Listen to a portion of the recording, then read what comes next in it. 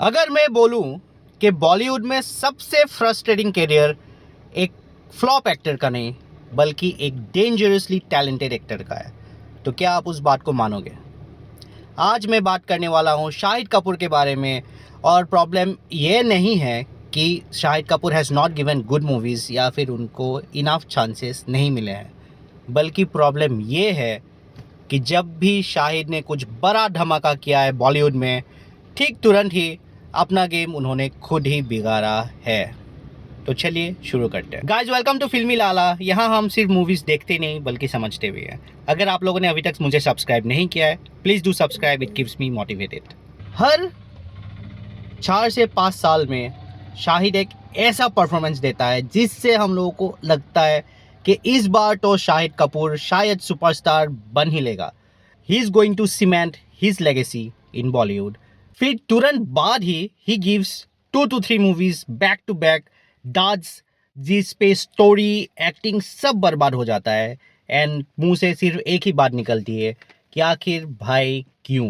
आज हम इसी पैटर्न को समझेंगे और डिकोड करेंगे। The main problem of Shahid's movie selection strategy. Shahid का डेब्यू हुआ था इस विस्क मूवी के साथ, और उस मूवी में ही उसने अपने चॉकलेट बॉय इमेज को लॉक कर लिया था। इस Vishk was a cult movie with great songs, great characters, and Shahid's acting was praised. Then came movies like Viva and Jab We Met, one of which was a blockbuster and the other a cult classic. Shahid was not just ahead on this race in terms of looks, acting, या फिर dance, बल्कि Shahid had one of the greatest advantage in his hand, जो कि था उनका as. At a very young age, Shahid had way too much success and a big loyal fan base. अभी के जो शाहिद के peers है उनसे वो रेस में काफी आगे थे. Then came back to back flops. Shahid did movies like Kismet Connection, Chanch Pe Dance, Pathshala, etc. Then came the turning point.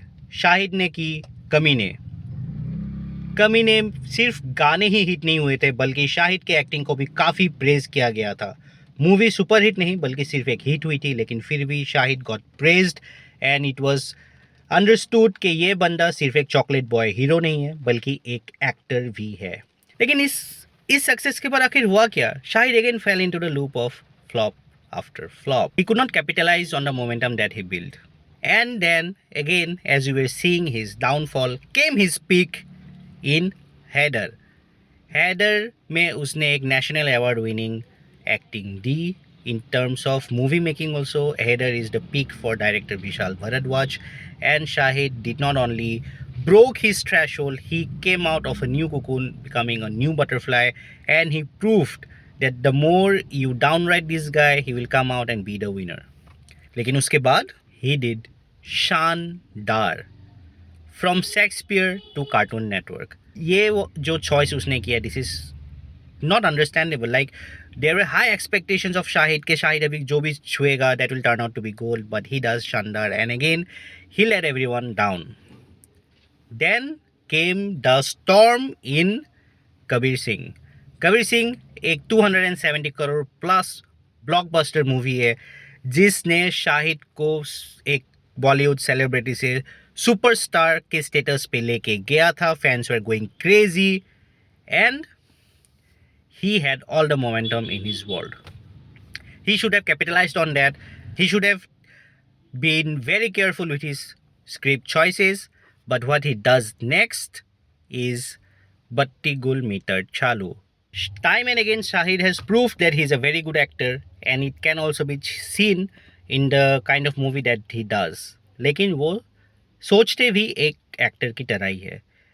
He keeps variations in his script choices, the kind of movie that he does. One doesn't actually come even close to the other. All his scripts were different.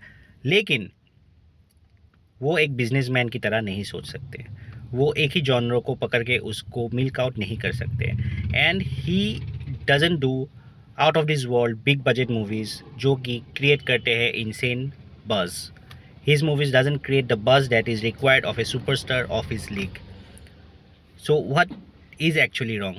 The mistake is that after getting a momentum, a push, Shahid actually calms it down with a different script choice. Shahid does movies which excites him but is not good for the business. Every year he will give one great movie and then he will follow it up with 4 years of duds. Agar Sahid smart choice karte after Kabir Singh would have gone for big budget mass movies with bigger appeals.